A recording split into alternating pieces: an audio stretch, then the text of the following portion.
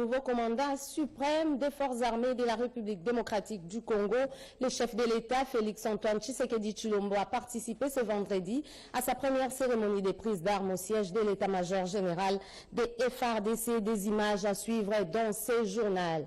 Figure emblématique de l'opposition, 2 ans se sont écoulés depuis que Etienne Tshisekedi Wamulumba a quitté cette terre des hommes. Tshisekedi, un héritage, une lignée des nationalistes qui se résume en l'instauration d'un état de droit. À suivre dans ce journal les activités organisées en sa mémoire, mais aussi les témoignages sur ces personnages historiques.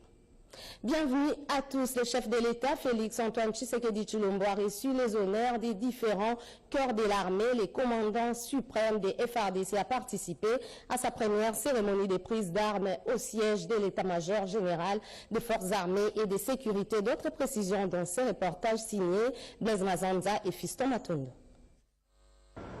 Le chef de l'État et commandant suprême des forces armées de la République démocratique du Congo a présidé aujourd'hui, comme vous le voyez au Mongaliema, sa première réunion du haut commandement militaire, à laquelle il a bien voulu associer le ministre de la Défense nationale, l'inspecteur général des forces armées de la République démocratique du Congo, les 2 secrétaires généraux à la défense et aux anciens combattants, l'auditeur général et le premier président de la haute cour militaire.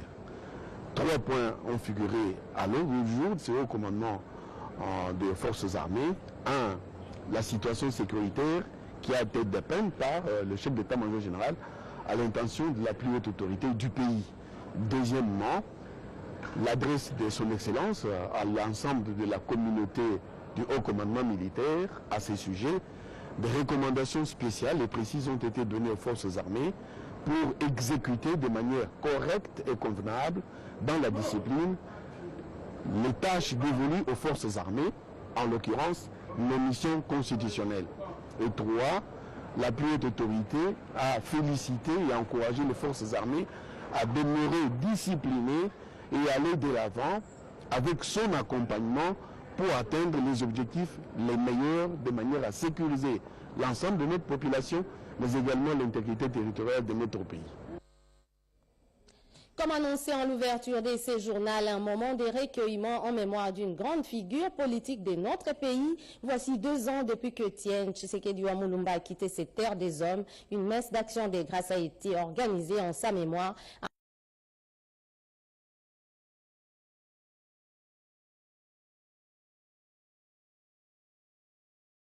En la cathédrale Notre-Dame du Congo. Pierre Kibambeso Moïsa, Fiston Matondo et ma tante Kodjaz.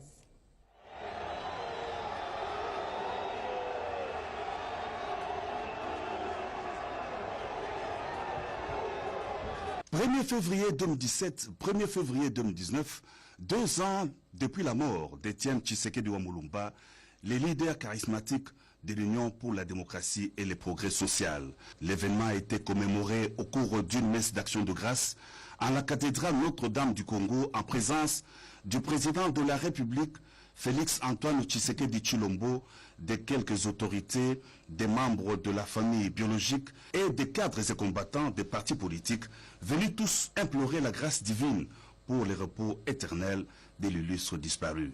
Dans son homélie, Monseigneur Gérard Mulumba a prêché sur la foi et l'espérance d'un peuple avant de faire un témoignage émouvant sur la personne d'Etienne Tshisekedi. Dans les années 90, les Toulois avaient donné le nom de Moïse à Tshisekedi. On l'appelait Moïse et on chantait pour lui. Vous connaissez le chant? Vous en avez connu. Et Tshisekedi qui entendait ce chant et cette appellation de Moïse a eu le temps de réfléchir sur qui était Moïse. Dans un dialogue permanent, et finalement Dieu le revivorait pour qu'il puisse retourner chez Pharaon et persévérer jusqu'à ce qu'il ait obtenu que le peuple d'Israël parte. Et alors, Moïse a réussi à faire sortir ce peuple. Et durant des années dans le désert, ce peuple s'est montré aussi rebelle à l'égard de Moïse. Donc Moïse maintenant, ce n'était plus Pharaon qu'il fallait affronter, il a dû affronter le peuple pour lequel il avait souffert. Et il l'a conduit jusqu'à la fin pour aller dans la terre promise. Et voilà, au moment où il arrivait juste en face de cette terre promise, Dieu l'appelle chez lui, le rappelle. Et c'est Josué qui va achever la mission de Moïse pour Dieu aime notre pays d'une manière exceptionnelle.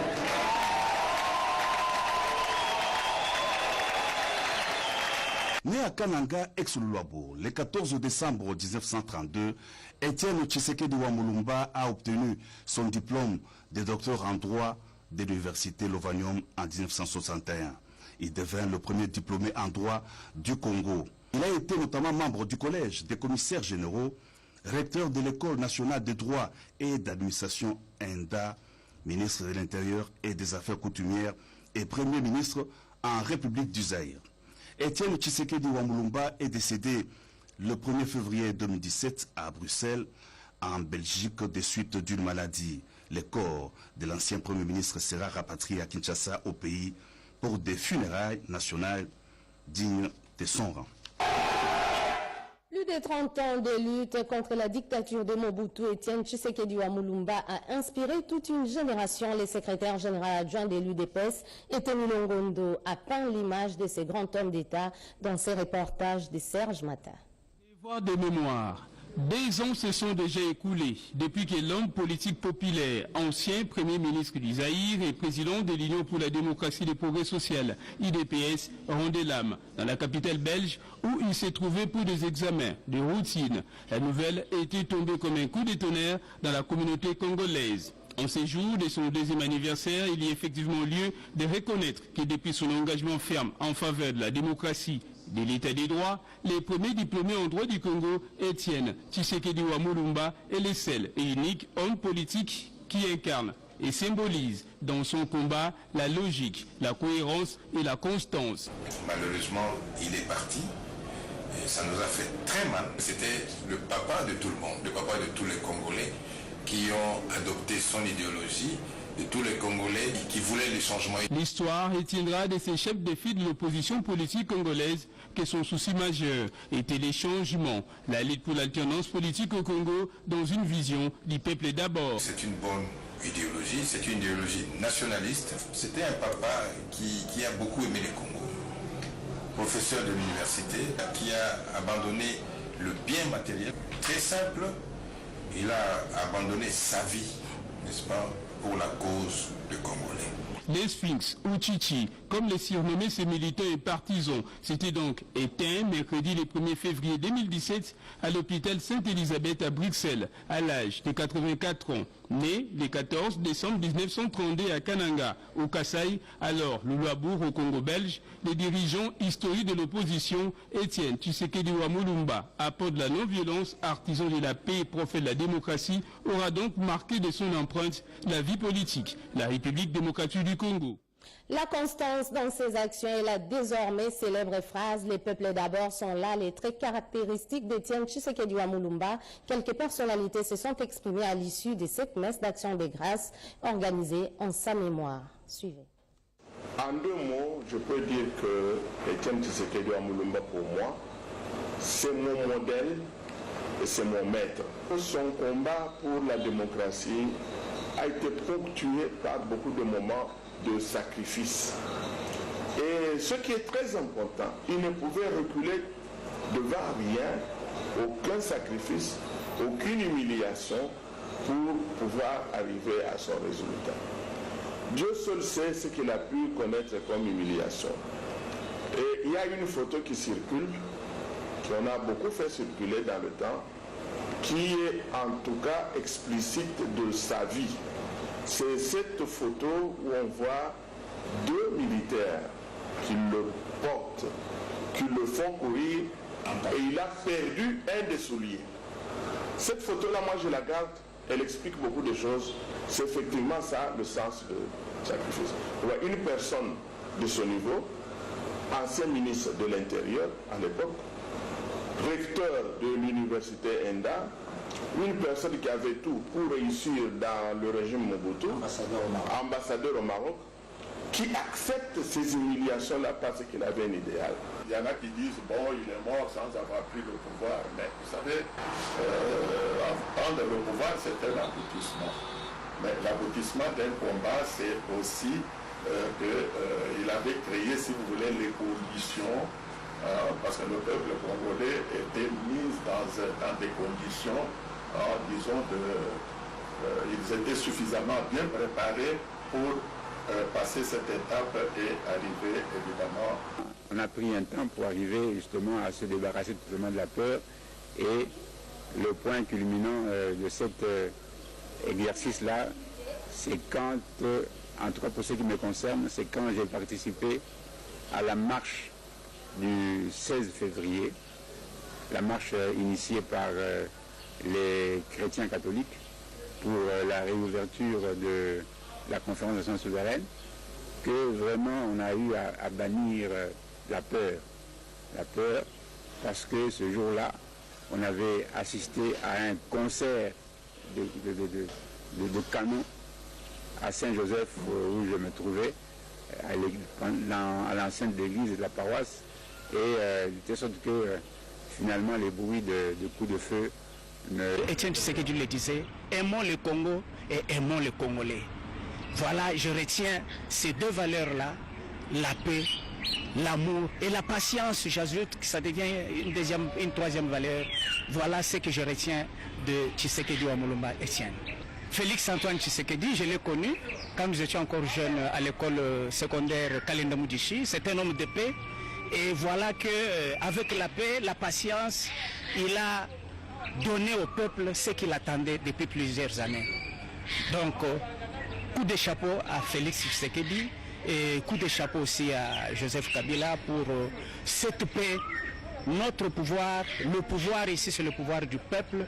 Et un pouvoir construit sur la paix, la concorde et l'amour du pays et l'amour du Congolais. Je crois que c'est un pouvoir qui fera beaucoup pour ce peuple en termes de développement.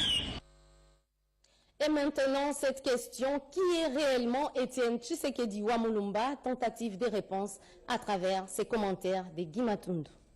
2 années se sont écoulées depuis que l'indécrottable combattant de la liberté et de la démocratie mourait en Belgique. Aussi vrai qu'il a été célèbre, aussi vrai qu'il a vécu parmi ses concitoyens, Étienne Tshisekedi reste à découvrir et à redécouvrir tant son œuvre aura été grandiose. Ce natif de Lulabour, mort à 84 ans, est devenu tour à tour recteur de l'École nationale d'administration, ministre de la Justice et de l'Intérieur, avant d'entrer en disgrâce avec le maréchal Mobutu pour ses critiques des travers du régime d'alors. Étienne Tshisekedi aura tout connu, les brimades, les humiliations, les relégations. Et à la faveur de l'ouragan de la démocratie qui a déferlé en Afrique et au Congo au début des années 90, il fut élu Premier ministre à la conférence nationale souveraine dirigée par Monseigneur Laurent Monsengo Passignan. À la primature, tout un bâtiment porte son nom. Au jardin de la même primature, siège de l'exécutif national, un buste en son mémorial y a été érigé. Cette dédicace est l'œuvre d'un de ses successeurs sur l'avenue Roi Baudouin numéro 5 dans la commune de la Gombe. Toute sa vie se résume en une phrase, le peuple d'abord, chemin d'un renoncement de soi pour le triomphe de la communauté. Celui qu'on appelait le sphinx de l'unité aura tout vécu et tout essayé. Son corps gît toujours dans un funérarium à Bruxelles, à 8000 km de son Congo natal pour lequel il a sacrifié sa vie.